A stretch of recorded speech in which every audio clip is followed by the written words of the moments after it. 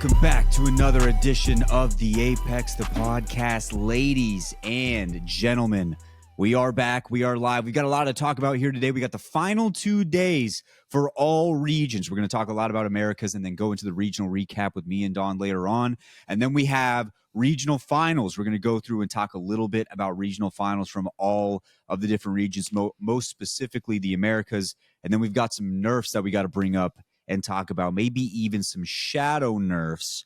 I think we might just start there. One of the biggest changes here right now, we had a big one. It looks like Alter is going to be nerfed. When we look at the nerf here, Alter can no longer use Void Nexus while knocked, but you can still summon knocked teammates, and only one Void Nexus allowed in the world. It was 2. That's going to be a big change for... It's already in. It's already in. It's going to be a big change for regional final already. Fire.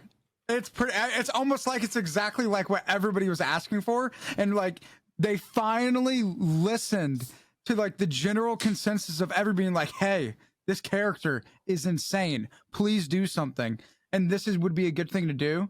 Like, it's what I suggested. I'm pretty sure it's exactly what Phony suggested. I believe that there's a lot of people out there that were suggesting this. Yeah, and then they finally did it, dude. Like, this is crazy. Like, very rarely in Apex do they actually like have a problem, and then there's mass consensus on a solution, and then they actually do it. And so I'm stoked. It's a great change. I'm of the opinion, well, especially since there's technically a glitch, and that if you have your utility button mapped to something, you can still take the TP while you're knocked. But I believe that should be getting fixed fairly soon, but like most people don't have that. And so like it's a really great change. And I still think that even with the change being in place, that Alter is still an S tier to an A+ tier legend, even with the nerfs being in place. But because they nerfed it in the way that it did, it drops her from being like a everybody has to have one or you're throwing to like, this is a really good character, but we might not be able to get the benefit out of it that we're playing it for. So like, it's not crazy to play something else. And so even with her still being really, really strong and like, and a like substantially above average character, it's not like you have to have it. And so literally playing ranked today was so nice because you get a knock on somebody and it's not like, oh, well, everybody's just gonna Alter TP out.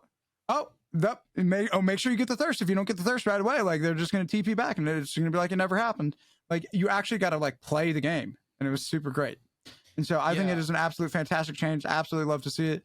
I would have liked to see it happen sooner, but the fact that it happened now instead of later is something that I'm just going to be grateful for. Yeah, I was going to say that there's like a little bit more of like a finesse to playing Alter now. Before, anyone could have just kind of did it, but now there's a level of like, you can set the fallback so that this way, if you guys start engaging, you're like, hey, this is a bad fight, we have to get out before one of us get knocked, you can. The other option is, though, is someone does get knocked, if Alter has her ult in her hand, she could throw it at her feet and pull the person back. It's riskier because you might be too close to your teammate, they could push you, all these things, but there's like a finesse to playing it now, rather than it just being a get out of jail free card, which I like. It was like, for me, like freaking the chains, I fucking broke free because I was always the Alter player on every team, and I got to play Wraith yesterday. I got to play Wraith yesterday, and it was the best day of ranked I think I've played. And I was on MNK too. It's the best ranked day I've played in probably 3 seasons. And that's not all because of Alter, though, because the other 2 seasons I was not only playing Alter. That's just, now, I guess the big question here is, though, is she still a game 1 ban? Is she still that legend where it's like you got to play her game 1? No. Dude, even before before the nerf, like this last week into the games, I was shocked to see when I was watching on Sunday, I don't think Alter got banned until like game 5. Why do you guys think that is? Just control. Yeah, essentially like what the shift has been lately is that people are really starting to like play some comps geared towards the map, which we haven't really seen too much until a lot more recently. Like when we've been starting on Storm Point, we've seen a lot more of like the Meat Mountain with like Caustic, Newcastle, Gibby. When we've been on E District, we see a lot more alters right off the bat. World's Edge, just kind of take your pick with what people have been playing.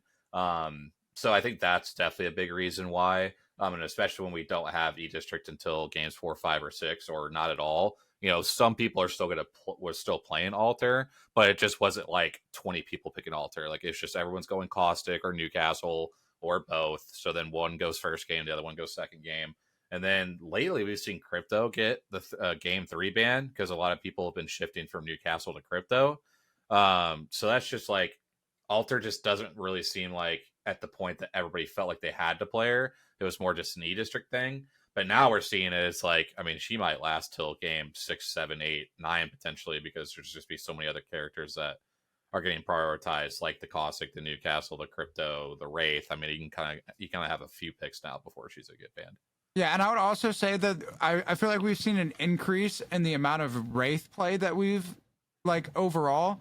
Like Wraith is a legend that some teams, even from game 1, when there are other options available, they'll pick the Wraith as that legend for their rotations, because of how effective her ult is at being able to like get a team from one point exactly to where you want to. Like with Alter TPs, you might not always be able to get exactly where you want to go. With Ashe TP, you might, like, due to the angles of like where you're at versus where you're trying to get to, and like an Ashe TP might not work. But with how you can use a Wraith TP to go through like a lot of different situations and different corners, like just and get into a very precise and pinpoint spot, and then have your entire team set up from that point. We've seen a lot more early Wraiths. And so that also leads to, if there's more Wraiths instead of Alters, there's going to be less Alters, and that means that the Caustics and the Newcastles are going to be getting taken down first, because it's not like everybody's playing Alter for rotation. Or sorry, Ashe is also one way, like, right? The port you commit. Yeah. Like if not, like with Wraith, you can go back if like you fuck up. And Wraith's so much better to watch. I mean, it's so fun to watch. We've been begging for it forever, right? Like on this show, we've been saying like, could we? And then anytime we have an interview, they always say like, what was your favorite meta? It was always, the Wraith, the Pathfinder, the Watson. They always talk about that specific meta. They bring it up so many times. If you go listen to past interviews, the Wraith has always kind of been here. If I feel like in this season, I could be wrong on that, but I feel like maybe she wasn't like a game 1, 2, 3 pick, but you'd see her kind of come out later on. So you guys are saying she's starting to come out more and more earlier here because it's almost like an inverse Alter. Instead of, we can use this to get back to where we needed to go. Now we can use this to move forward into a place that we want to be somewhat. Yeah. I would say like the interesting thing about Pro League this season has been like, it usually comes down to like one or two teams early on of like, they might just play something slightly off of like what everybody else is picking. And so it's kind of gone down 2 different tracks. It's been all of the rotational characters are getting banned, or all of like the controller legends getting banned. Because we really had one set where all 4 controller legends got banned. So Caustic was back in game 6. Because like once all the legends are banned in one group, the first one that was banned comes back, which we hadn't seen that play out in Pro League till just this past weekend with Caustic coming back. So it really just depends on what direction it goes. Like when does Wraith get banned game 3 or, something along those lines. But yeah, people definitely are picking up a lot more of the Wraith versus the Alter now. And especially with this nerf, I think that'll just continue. Yeah, so some more nerfs coming out that I think can affect things moving forward in Pro League. The Peacekeeper obviously takes a nerf. The increased rechamber time between shots is now a thing, as well as the magazine size has been reduced from 6 to 5. Yeah, it's a bullshit nerf, by the way. The fucking gun's still broken. Yeah, it's a good gun. It's a good gun. Bullshit. As long as that shit can hit for 108, it does not matter. That gun is not dying. 5 shots, didn't even notice it. It's broken. It's good. It's a good gun.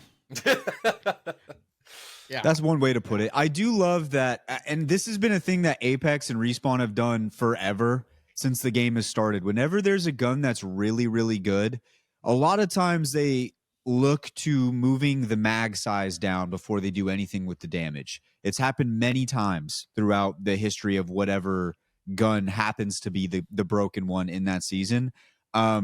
I just feel like with a shotgun, that's the least impactful change you can make, because like Jumba said, one shot is 108.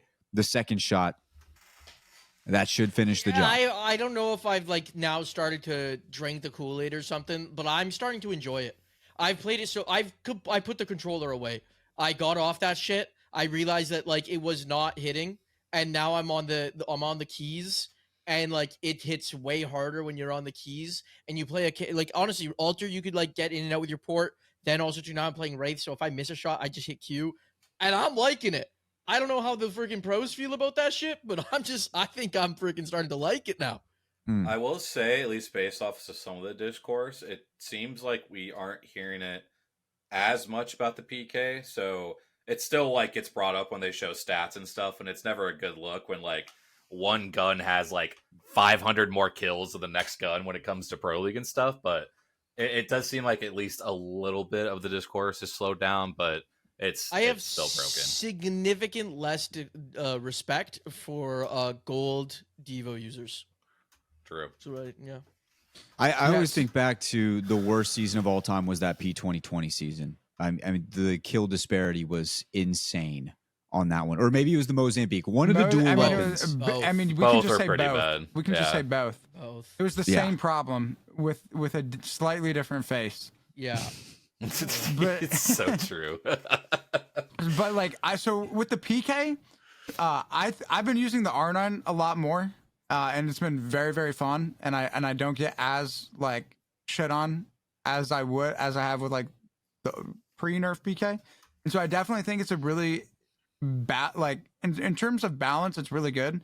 But like when you have a gun like the PK, it's either it's going to be considered OP or it's going to be bad.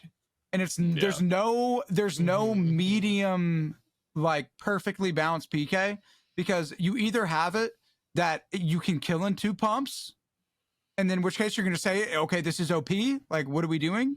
Or you say like if you make the max damage 96 and that it takes 3 pumps to kill, like people are going to be like, this gun sucks, because like by the time that I shoot somebody 3 times, I'm just getting clipped by an R9. Yeah. And so, or a re. And so like you either have it as like it's a 2 pump and it's OP, or it's a 3 pump and it's not that good. I would say even as a 96, it would still be good. And with how Apex is very much a team game, and you should really not, especially if you're using a PK, you shouldn't end up in a situation where you're like in like a full body just open chow with somebody who has an SMG. Like you're gonna, like if you have a PK, you want to be shoulder peeking and playing cover, so that way you're playing to the advantage of the gun that you have. And so like I think that it's fairly balanced. If it continues to be as dominant as it is, I could see them dropping it down to max damage being 96, in which case it's still going to be very good and 2 pump people on blue, but not 2 pump people on purple, which I think would be fair and valid. And because like most of the time, if you're shooting like a PK at somebody, more often than not, your teammate is going to be shooting them as well. And so if I shoot them with 2 96 and 80 pump, and my teammate needs to hit 2 SMG bullets on him, or 1 scout shot, or 1 repeater shot, like it's still going to be good. I think this is something I want to explore. I might be like leaking, but like I haven't even like planned this out. I want to explore this in a potential video about the impossible balance of both shotguns and then certain long range weapons like I was going to say marksman rifles. It's the same thing with the 30-30. A lot of what you said, like we hate that it's like so strong, but like if you don't have the 30-30, there's just gonna be another long range weapon that comes in, and if you make it that all long range weapons aren't all that good, then what's the point of them in the game? So it's like there's this impossible balance where it's like you need your snipers, your long range weapons to be able to do more damage than your R301s, but like when they do, they feel really oppressive, and it's like, well, this is it's interesting. I have like a whole thing. I'm gonna explore it. Expect that in 2026 maybe though. There we go. The last thing I would say on here, something kind of nice, the Sentinel is back, but the other one, Seer, is interesting because the exhibit no longer provides the ADS hover. That was, thank God they got rid of that. That was the easiest way to get beamed in the world. I think they thought it was going to be much better than it ended up being.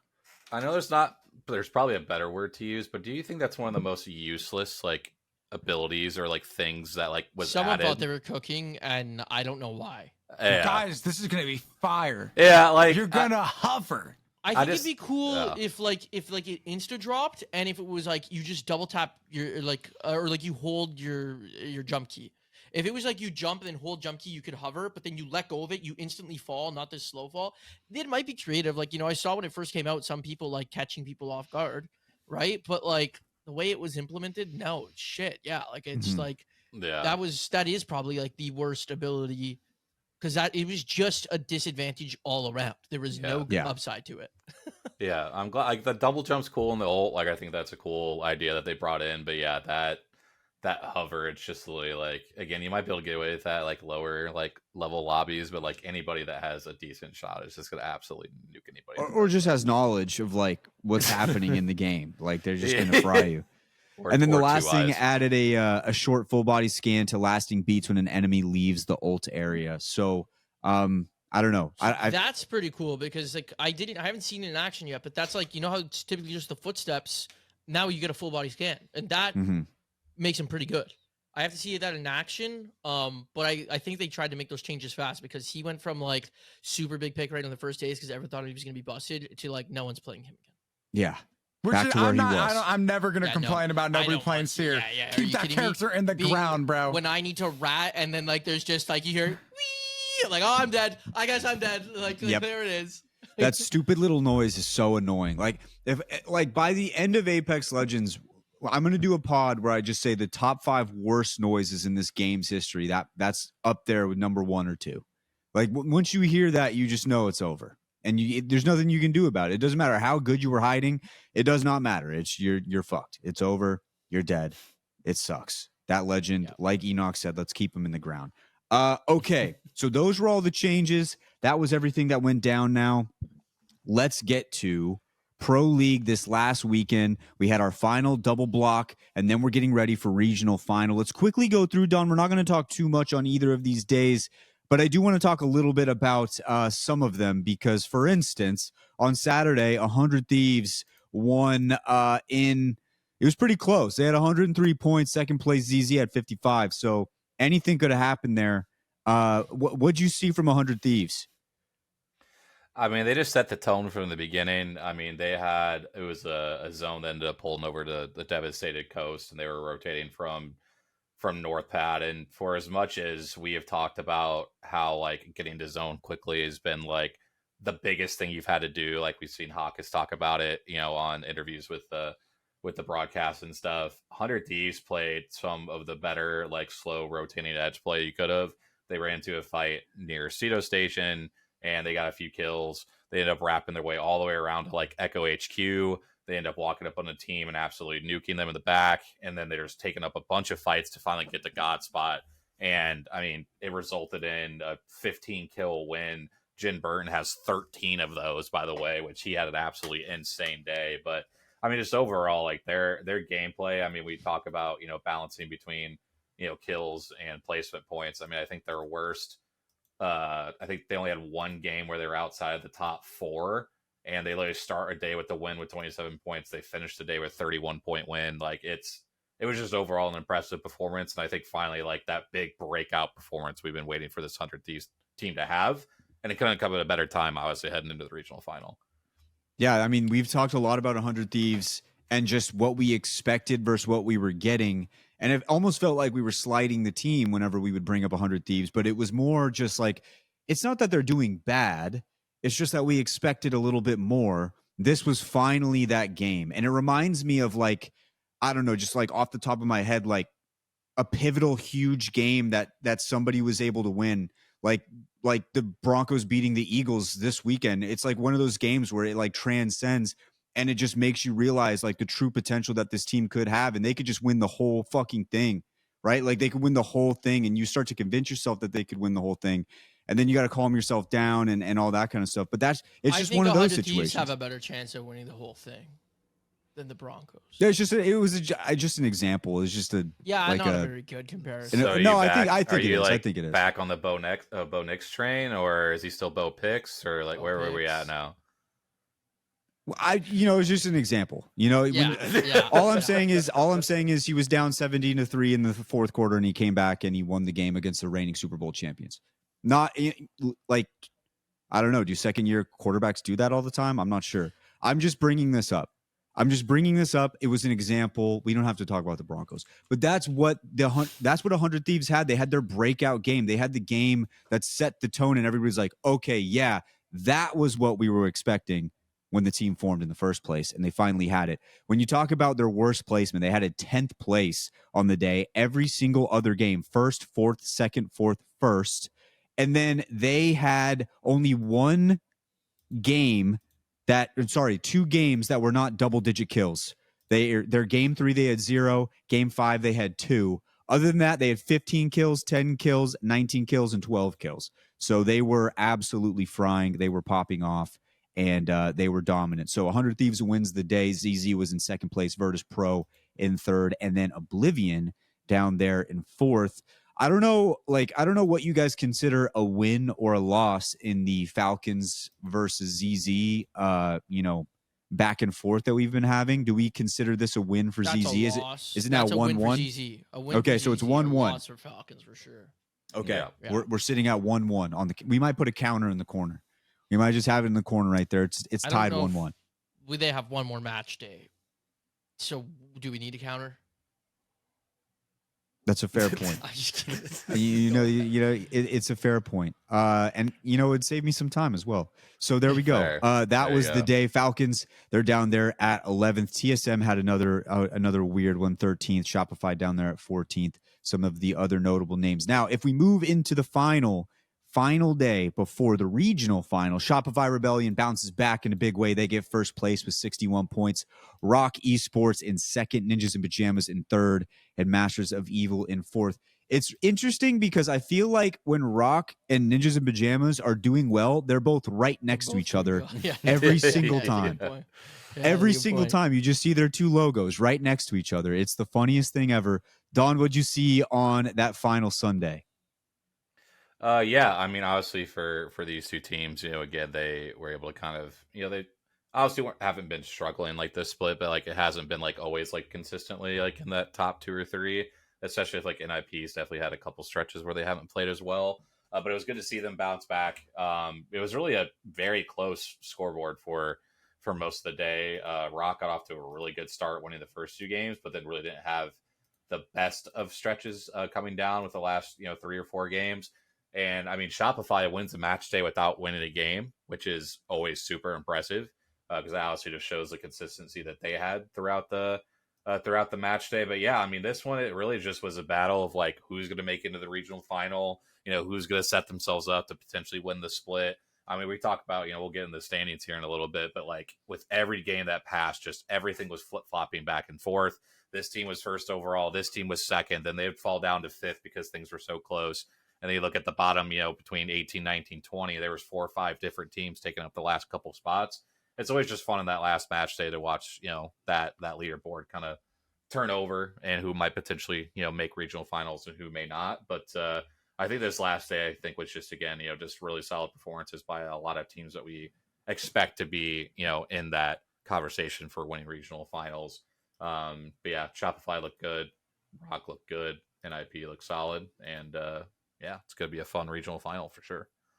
Now, I don't know if you guys remember this, but I sure do. When we predicted who was going to be the winner of Pro League, a certain someone said Shopify Rebellion.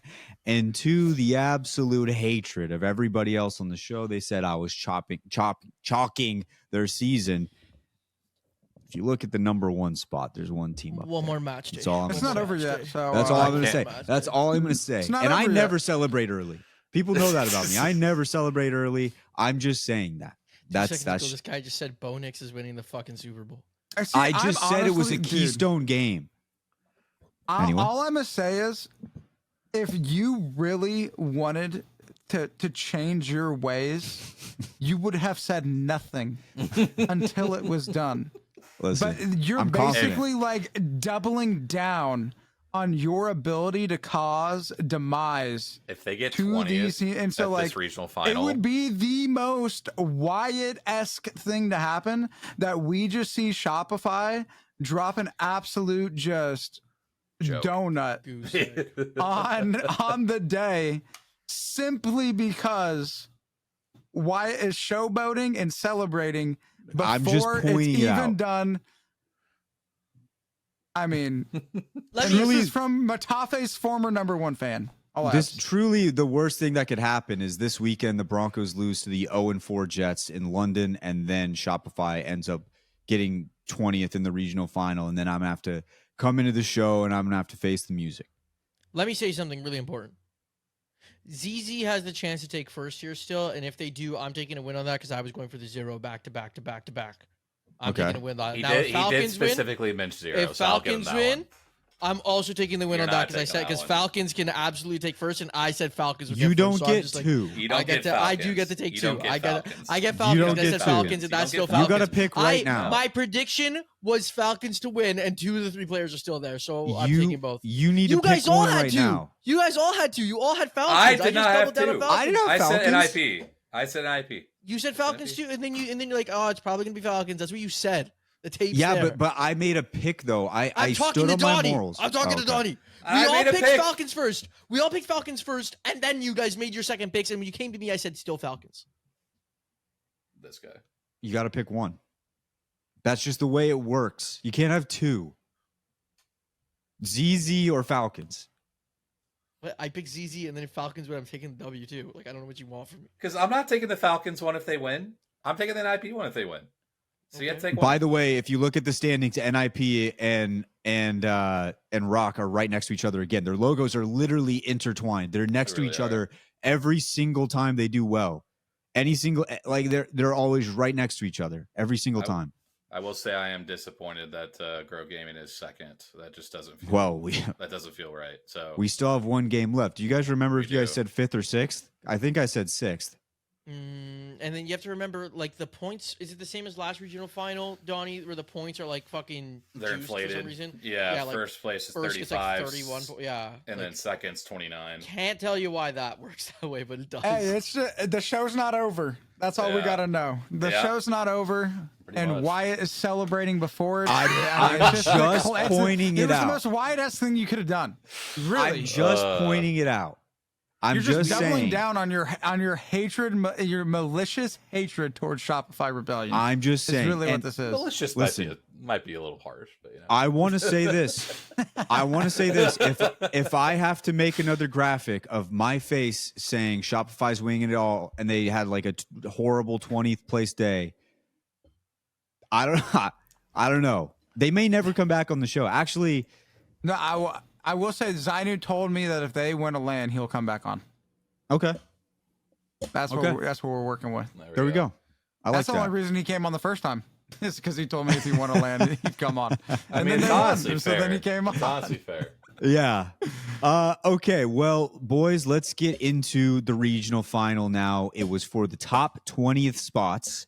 And I'm not going to go through every team that made it into that top 20. I might just show it on the screen. But there is one, what you would consider my team, that did not make it. Sentinels on the outside looking in. Sentinels was 21st place on that one. So they are not in. I had to balance it out. But They're going to champs, regional though. final. They're To going be clear they're to going people- to champs. In the past, if you didn't go to regional final, you weren't going to champs. That changes with champ points, as we've discussed. They're going to champs still. So Love those. that's up there. Big fan of You can those. continue. I was just going to say regional final. We were looking at this final here, getting ready for it. Now, when you guys look at it, I don't know if there's anything that stands out to you guys as we get ready for it, but I do think some of the changes made can provide somewhat of a difference, even if Alter wasn't being banned earlier on, and we have the changes to PK. It might not change a lot, but I'll throw it down to you first, Dawn. Is there anybody you're eyeing going into this regional final here? I mean, I think really the biggest, surprises that we could see, because I think, obviously most of these teams are at the top of the leaderboard are going to be ones that are going to champs already, right? So, like, it doesn't really matter. For them it does, obviously, just because of pride and things like that. But in the day, it doesn't really matter where they finish. But we've got teams like Unreal Nightmare, DMG, and, like, Exterminators. All very outside shots, I would still say. But are still with the inflated points within the right situation to steal, essentially, like if you think March Madness, steal a bid, right? They're going to be taking a spot from teams that are kind of in like that 26th through like 32nd area that we've mentioned previously, that are kind of banking on the top teams to win that are already above them in chance points. So then it goes further down the list for those teams that qualify based on those. So I mean, if we see like an Unreal Nightmare have a crazy day, which we've seen them perform pretty well on some days, and we've seen teams like Shopify, Grow Gaming, 100 Thieves, all these teams have an off day. I mean, we really saw, not to bring it up again, but we saw Sentinels, who had a really good split in split one, did not have a good regional final. So like, it's very possible that some of these teams maybe finish towards the lower of the leaderboard, which allows some of these teams like an Unreal Nightmare or a DMG to pop off with like these big 25 or 35 point days for winning the regional final. And obviously, if you win the regional final anyway, you automatically qualify to split to champs. So there's a lot to play for in match point final format. All it takes is just one really good day for a team to steal it. I mean, we saw it was a ESA a few years ago when it was Phony and Luda and Cody, where nobody had picked them to win the regional final and they won it in like 4 games. So like, there's situations that could make this very exciting, could make things very interesting. I mean, we saw EMEA go 12-13 games for their last regional final in split one. I mean, you just never know with match point finals. So really, I'm just kind of looking for who could possibly be stealing a bid for champs. To be clear, even with that ESA day, those guys were already in a champs qualification position or like a LAN qualification position. They won and no one expected it. Yes. But they were going to land pretty, like, if they did well on the day, right? Yeah. The only reason I bring that up is because pretty much everyone right now that is not qualified for champs has to win. There was a world of there was, before all those roster changes we talked about last week, there was some of these teams that were sitting on the chopping block where it's like, if they did good and were able to jump up into like a top 5 or top 8 position in Pro League, they would have made their way into a qualification position. Now at this point, if you're in the regional final and you're not already qualified for champs, from what I'm looking at here with the points, you have to win, because the spots between 24th to 32nd, none of them are NA teams except for Hot Dog Mafia on 24th, and 24th is the last guaranteed qualification spot. So for them, those guys don't want to get a 0, because if they move down into 25th and some of the regions, I'm missing TSM. There's TSM and Hot Dog Mafia, but like, yeah, if any of those guys like kind of like move down into like 26th, 27th, 28th, 29th, 30th, then other regions might be able to surpass them if we do have more of these other teams win a regional final or win Pro League. So I just wanted to clarify that for some of the viewers, that like, when you are watching it, just know that there are some teams who aren't qualified. Teams like he mentioned, DMG, Thuggets, Nice Guys, they gotta win if they want to go. They have no other option.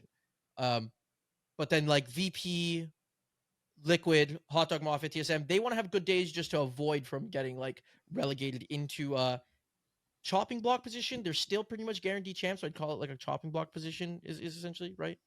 So yeah, it's gonna be interesting to see. So, and you're saying chopping block just because there's a chance that like you said, those teams from other regions could sneak in there. Yeah, because again, like, if a team that is already qualified for champs wins regional final or wins Pro League, then they move it down. So it's 24 qualified. But like, say a team that's already qualified wins regional final, now it goes down to 25. If a team that is already qualified wins Pro League, now it goes down to 26. And that happens for every region. So if every region, someone who's already qualified either wins Pro League or wins regional final, it will go down to 32. So every team in the Americas that is in regional final, that, how do I explain this and make sense?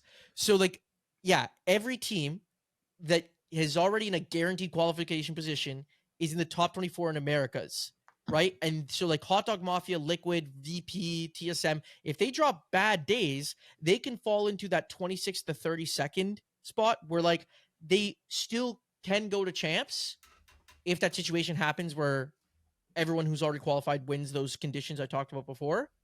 But if that doesn't happen and a team that has not qualified yet comes out of nowhere and wins. Now it's only like 31 spots. Now it's only 30 spots. So like there's a chance that they might not make it. Like it's not guaranteed. The thing is it has not happened yet in, I'm pretty sure, all of Apex. I don't think there's for a single region. I could be wrong, but for at least NA, and I'm pretty sure EMEA, there has not been a regional final where a team that is not already going to the LAN doesn't win. Does that make sense? Mhm. Right? Like every time a qualified team always wins. It hasn't been one of these like teams that can sneak their way in. It doesn't happen, unfortunately. Right? So, like the point is that like the chances of that happening, while possible, are low. Would I love for it to happen? Absolutely. I'd fucking go crazy because finally it would give regional finals like that huge excitement that it's there for. And like to wrap up kind of everything that he was saying, just as like a quick reminder for everybody for how teams can qualify. The first one this weekend is by winning regional finals. No matter where you are in your pro league, if you win regional finals, you go directly to champs. After that's sorted out for each region, so that's obviously 4 teams, 1 for each region. After that, those points from regional finals are added to your 6 match days you already played. And then after that, whoever's first in points automatically then goes to champs. And then after all of that's decided, so that's 2 teams from each region, the 24 teams that have the most champs points, once those 8 teams or however many or whatever are taken out of the picture, the top 24, irregardless of region, then go to champs to give us a total of 32 teams before we do like LCQ and all that. So that's why like some of these situations can be very interesting to keep track of, because we could have double winners in a certain region where like Alliance wins both, or we could have a situation where like, you know, Grow Gaming wins the Pro League, but then Unreal Nightmare comes out of nowhere and wins the regional final. That's where like there's just so many scenarios where it's kind of hard to explain, even though I think Jumbo Yasa did a really good job of explaining it, even if it didn't feel like it. It's just very hard to like narrow it down because there's just so many different situations that can play out this weekend. So that's why like you guys really want to make sure you're paying attention to like when these results come out, because that could decide between, you know, 32nd in champs points qualifying, or it only drops to 27 or whatever the case is. So it's gonna be a fun weekend. Yeah, like to give an example for NA, to win, the only 2 teams that are not going to land so far but have a chance to win Pro League are Unreal Nightmare in 7th with 79 points and DMG in 9th with 75 points. They would need, if they don't win regional final, they'd get 2nd, which I think is 31 points. 29, I think. 29, okay, so it's around there. They would need to then hope that Shopify, Grow, 100 Thieves, Rock, ZZ, NIP, and Falcons all drop absolute stinkers of a day, and they are the only ones that finish 2nd, which then would mean another unqualified team wins. So that's why it's like the chances of, like, at the very least, the chances of a not qualified team winning Pro League, probably not happening. Yeah. But like winning regional final, that, you know, anything can happen on a match point final. Yeah. So all this to say is just make sure you watch this weekend, because it's going to be crazy. I spent tens of $1,000s on a fucking university degree, and that's all going into just understanding this shit, I think. Would it be fucked up if I just said one of these teams was going to win it? One of these teams that absolutely has to win it is going to win it? I mean, we've seen so many times throughout this split. I mean, like, I know we obviously haven't seen it like happen in regional finals because it is very much a different scenario with it being match point. But like this split really does feel like if there's going to be a time that this happens, it's going to be this one, because of everything that's happened with, you know, how you've agreed or disagreed with champs points, how everything has happened with the roster changes, and how much it just hasn't really felt like there's been anything to play for. If there is anything to play for, it's this weekend. And that's where these teams like have to bring their A game. And again, we could see obviously, you know, ZZ Falcons just absolutely run away with it. Shopify has been looking really good scrims, but like it really does feel like this is a recipe for something crazy to happen, because I'll explain in other regions too, but there's some other region stuff that's going on that like can absolutely throw off everything for like some of these Americas teams too. So it's again, make sure you watch this weekend, or make sure you're listening to these podcasts, because it's going to be insane what the results end up being. There it is. There it is. So, ladies and gents, that is everything that we had to talk about for this. Getting ready for regional final. It is going to be a ball. Get ready for it. And I honestly feel like if you only watch the Americas region, probably branch out for these regional finals, man. You're going to learn a lot about some of these other regions EMEA is going always into good. it. APAC North always fucking goes. APAC North either It's ends in 4 insane. games or 15. Like Mhm. APAC North just always seems really fun. APAC South I can never really keep too much up with because like the time Boy, you is don't want to wake up wild. and stay up like I Yeah. do No, every not single one time. bit. The Mm. time Which, is by the way, bizarre. I'm flexing my own Twitch channel. I will be watching every single region when they're on for the regional finals. So make sure you guys, if you want to watch that, feel free to watch it at 2 a.m. if you're in in America or Yeah. anything. But DK it's gonna Dawn be 06. crazy. Go, It's gonna go be fun. DK Dawn 06. But yeah, like no disrespect to Apex South, because honestly, I'd say they're the underrated second best region in the league. Like, I mean, they win so many lands. Look at what's come out of there. But when it comes to the regional finals of the Pro League, I feel like the storylines are never interesting.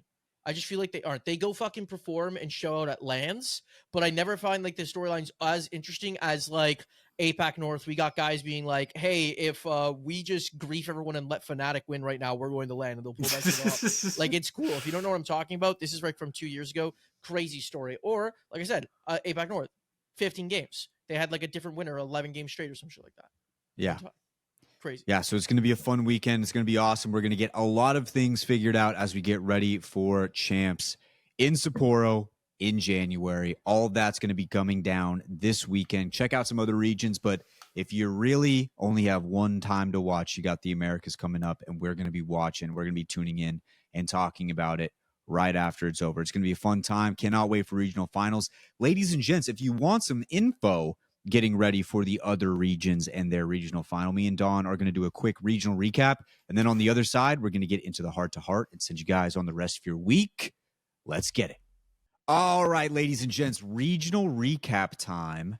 And this time we're not going to kind of go through the days, so to speak, like we normally do on the regional recap. It's going to be more about just what to look out for going into regional final, because there's some things that if you've never watched the region before, you're going to have to know going into that regional final. So I'm going to start off with you, Dawn, on APAC North. Sorry, no, we always do EMEA first. Let's start off with EMEA. What are some things people got to look out for in this regional final? Just getting ready for it, and some things they need to be keeping an eye on. Maybe some teams, a player, whatever it may be. What do they have to look out for going into EMEA? Yeah, so basically for this regional final, again, obviously we kind of explained it in the earlier segment, but essentially for each region, what we have guaranteed is that we're going to have a regional final winner and we're going to have a split winner that automatically qualify to champs in January. For EMEA, at least in terms of winning the split, it's basically going to come down to Alliance or Go Next. They're within 7 points of each other. In terms of it's 124 to 117. NVMI, which is another team that is Heartdecky's team, they have an outside shot, but it would take a lot for them to win the split. But for the regional final, again, it's really just been a lot of Alliance that's been winning a lot of sets. So they definitely will be the favorite. But having watched the split regional final for split 1, this was like a crazy 12-13 game regional final, which the old version of Go Next ended up winning. So when they were playing with Atnum, and they were like 8th or 9th on like the leaderboard when it came to like points in that regional final. So EMEA really trends to like anything can kind of happen. Like Alliance probably will get 2nd or 3rd, and Go Next will probably be up there as well. But the actual winner, it's going to be very interesting to see what ends up happening with this region, because there's just been a lot of teams that have had really good days, and then they'll back it up with like a really, really bad day. Like Roadhouse has been like that. We've had FaZe Clan, who has started to play a little bit better towards the end of the split. It wouldn't shock me in the slightest that they randomly come out and pull a regional final win. So it's going to be one that we'll have to keep an eye on. For this region, Alliance and Citadel Gaming, Go Next, and Na'Vi basically are all locked for champs. Roadhouse is essentially there, and then we have basically nobody else that's locked into like getting into champs or even in that bubble area. So this region, for sure, the regional final winner is going to matter a lot, because if it's not one of those teams already mentioned, that's going to be like a bid steal, like we talked with like March Madness basketball. Like It's going to absolutely shake things up. It's going to absolutely not drop down the leaderboard down to those like 31, 32 places on the chance points.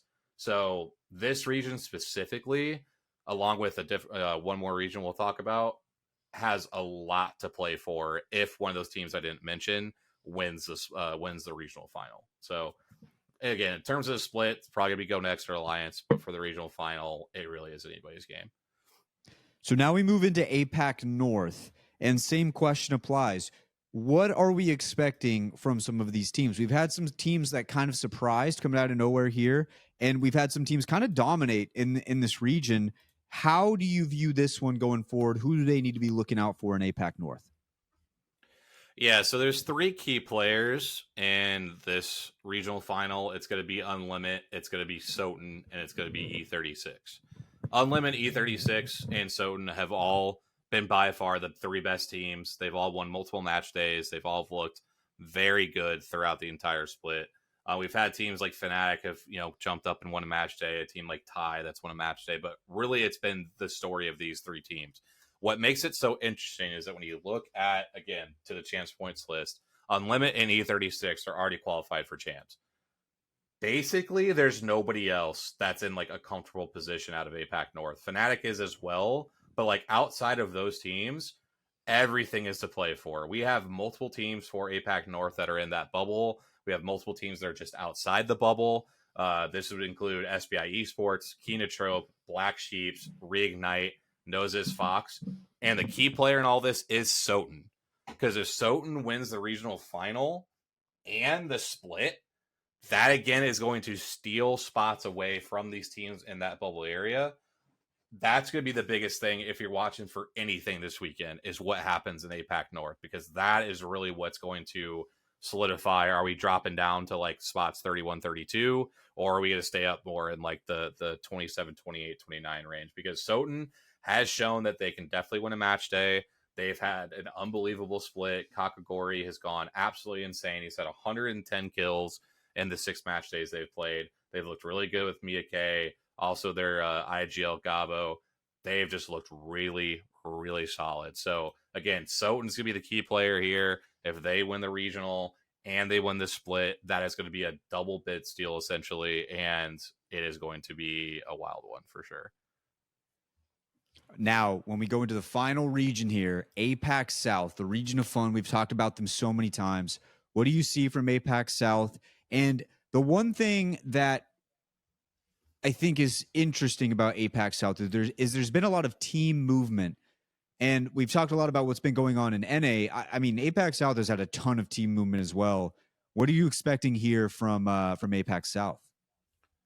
Yeah, so there's 2 big things that are kind of at play here for this regional final. Gen G and Wolves Esports have one of those 2 teams is going to win the split. Nobody else mathematically can actually win the split. So that's already one spot that's locked for the champs leaderboard. So it drops that down to 25 because both Gen G and Wolves are automatically qualified for champs based on their prior performances with their champs points. So when they win the split, that's going to, again, drop it down to 25. And then basically it's been those 2 teams all split that have won most of the match days when they've played. So it would not shock me at all if one of those 2 teams ends up winning the regional final as well. Obviously, APAC South is a very much anything can happen sort of region. We saw a big shock last split when a team that was not expected to win won the regional final. So we'll definitely have to keep an eye on it, obviously, because this is the one that opens up the weekend as well. But the other main storyline is going to be that Kakoi, which is, again, Strafing Flame's new team, they, when adding Hambino, have jumped into the 32nd spot for the chance points. So if we get these situations where everything drops down, they're in like the last bubble spot that could potentially qualify. The main reason why this is such a big deal is because APAC North, again, has like 3 teams that are right on the outside looking in. And I know there's been a lot of discourse, even with APAC North teams, that have really not enjoyed that Hambino has not had to play a match day for his champs points to count. So Kakoi is going to have a lot of work to do to try to solidify not only where they stand in the split points, but if they could potentially just win regional finals and just kind of wipe any sort of like question out of it. because if they don't have a good performance and they drop down further, they are going to be the first team that would get knocked out of those bubble positions. So Strafey and Flame's team is going to be a big one to watch to see how they play this weekend. Again, in terms of qualifications and all that, with everything else, time will tell with who ends up winning the regional final. But again, it's going to be one that kicks off the weekend. It's going to be one that's super exciting to watch as always, because again, the comps are always crazy. They're always super aggressive. And again, we've had Asia and Gen G that have put on an absolutely generational performance. They have 135 points when it comes to the split, which is absolutely insane. Asia leads the world in kills. He's tied with, I believe, Larry, man. So it's been a fun one to watch APAC South. It's going to be a crazy one, but make sure to keep out for those storylines as we kick off the weekend this weekend. And there it is. Ladies and gents, that is regional finals from all of the different regions, what to look out for, what to be ready for, as well as the intro talked about the Americas. So we have everything covered. All bases have been touched. We're going to move into the heart-to-heart and send you guys on the rest of your week as we get ready for this big week in Apex Legends where we figure out everything we need to know going into Sapporo. Let's take a quick break and send it into the heart-to-heart. All right. That is it, boys and girls. Time for the heart-to-heart. Jumbo, you are up. I don't have anything too profound this week. I know we always talk a lot of gratefulness, this, that. I think mine's going to be very much in tune to why is something like Wyatt when he talks about zombies, and it's just going to be about the fact that like I'm back on this rank grind, and you know what? Maybe my vibes are at an all-time high. I have been loving Apex significantly more because of getting on mouse and keyboard. This is crazy. I don't know. Like I've played like both for such a long time, but like we lost him. The keys are great, bro. I actually think I would have hit Masters 2 or 3 days earlier if I was on the keys in this mode. Okay. I'm not even lying. Last night we gained like, and maybe I'm on a high because we gained like 900 or like 1100 RP last night. But like I'm on a high right now because like my shots feel so much better when I'm not trying to like follow a guy dashing by me on a slow ass roller and I could just flick to him and kill him. So yeah, my thing is going to be like, I'm having a blast playing Apex and I'm about to end this pod and go rank some more. Hell yeah. Hell yeah, we love it. Don, what's yours? I'm not going to lie. I know this isn't what this section is about. I don't have a good heart-to-heart. The Yankees are about to get eliminated for the playoffs. I'm pissed. Shit, I should have talked about the Jays. So, remember, people forget that the heart-to-heart's not always just positive. Yeah. It's just about being heart-to-heart. Like you're having a heart-to-heart. Yeah, I have been a Yankee fan since I was born. Derek Jeter was the first athlete I watched growing up. And to see the absolute atrocity that the Yankees are when it comes to the playoffs and how we never change and we still throw out the same lineups that can't fucking hit or do anything, it's really upsetting. We could spend all the money in the world and we're still dog shit. So I'm just over it. If you want to have flip won the 27 championships. If you want to flip the script on this, the Jays have been on an absolute like miracle run all year and are about to advance in the playoffs. Who did the Jays play? Who did the Jays play? We're doing this right now. Well, I mean, he brought them up. We're doing this when you fucking know who they played. Wyatt, I'm asking Jumbo who they played. I had my heart ripped out on the floor in New Orleans. All right, my heart ripped out. So you should know not to bring this up for me. And there we go. Aaron Judge being the only person. Aaron Judge again being the only person that does anything. They got a single. Now it's 5-2. And it's going to be a freaking gives me hope. And now Cody Bellinger's going to strike out. And I'm going to get You guys were down 6-1 yesterday. And you came back and won. It's bottom of the ninth right now, 5-2. But who knows? If they pull this out, that's crazy, Don. They'd be fucking sick. Move on. It'd be so sick. It'd be so sick. It'd be so sick. E, you're heart to heart.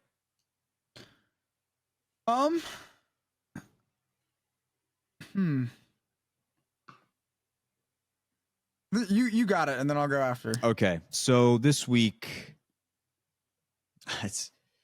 I'm tearing up a little bit. I joined an exclusive club, and I mean, truly, truly, like, just so blessed to be here. Only a Gold Star member. All right, hold on. Not an executive member. We're not there yet. You know, this podcast isn't raking it in like I had expected. So yeah, we're just a Gold Star member right now, but joined an exclusive club this week. And, this is a true story. I pulled into the parking lot, had the girls with me, parked. They're about to get out of the car. I said, hold on, wait. And they all like looked over at me, and I turned around. I looked at my 2 daughters and I said, we're joining an exclusive club. So I need you both on your best behavior right now. And the oldest one said, are you serious? And I said, yes. The littlest one, she doesn't listen to me at all anyway. So I just said, I was basically speaking to a wall, but the oldest one, she understands. And then I said, here you go. And I handed her the card. I said, you flash the card when we walk in. And then we started walking out. I said, give me a practice run. Bro, when I say she hit the sickest, like it was legit. Like she went like that, like so quick. And then it brought a tear to my eye. And then I said, let me see another one. She did it again. And it was perfect. And then, they don't even do it that way anymore. They scan. So no need for that. But it's a big day. I bought a gigantic 3-pack of hot dogs. And before this episode, I crushed 2 of them, and they were glorious. And it was fantastic. I feel real blessed out there. And it's all thanks to you guys listening right now. Just keep, if you're not there yet, just keep believing in your dreams. You're going to get there one day. And maybe you even make executive, which I have not yet made it to. So there it is. There it is. Exclusive club. I'm happy for you, man. Also, Love is Blind Season 9 has kicked off, and me and Dawn are in the depths. I was also just going to throw out there, I don't think we ever, for the listeners, I don't think we ever mentioned that's a Costco card, just to let them know. Oh, yeah. That's probably, that would be great for the audio. Yeah. Audio listeners. The audio listeners. What did he do? Of where? Of yeah, what? I flashed a Costco card at the screen. Then you said Why Gold do you Star. watch the YouTube? Yeah, you gotta go check out the Mostly YouTube. gentlemen and maybe our one lady out there that may or may not watch the show. Yeah, I checked out the demographics. We are 97% male. Oh So shit, that's that's gotta be that. up. We got 3. 3% of things It's up. probably Last time we dudes. talked about this, a couple women commented. Watching it on their Yeah, on their girlfriend, girlfriend their account. wives' We accounts, said this. 100%. But last That's time we where the other talked about 3 this, a couple women commented and said, "I'm here," and I was like, "Okay." There we go. And we appreciate you, our We women appreciate viewership you. out there. That's We why appreciate I you. always make sure to say, "Ladies and gentlemen." Ladies and gents, every single time. Just as an update Now before he goes, Cody Bellinger struck out. This is my last podcast episode. I'm over it. I'm so done. You are up. Yeah, I'm gonna go with unreliable, and I'm just gonna focus on gratitude within the context that even when things are not going the way that you would, that like ideally you would have them, like, and even when some numbers might not be hidden the way that you would expect them, that I like taking like the zoomed out approach, like for me to spend any amount of time not being grateful would just be an absolute disservice to the amount of like blessings that I have in my life. And so I hope that I can do a better job of remembering that even when I'm going through those moments where I'm just like, you know what, like, oh, I wish this was going better. Like zoom out, everything's amazing. And I genuinely have nothing to complain about. I love it. I love to hear it. I love to see it. Well, ladies and gents, that should just about do it for this week's episode of the Apex, the podcast. We got regional finals coming up in all regions, and then we have things solidified and concrete as we get ready for Sapporo in January. So be on the lookout for that. While we wait, we'll probably line up some interviews and get some people on the pod getting ready to get into their first ever matchup for some of them, maybe on the champ stage, and then for others, seeing what they have getting ready for maybe their 3rd, 4th, 5th champs that they have been a part of. So we're going to have all that ready to go. Super exciting. Thank you guys for tuning in as always. We'll catch you guys next week for another episode of the Apex, the podcast. See ya.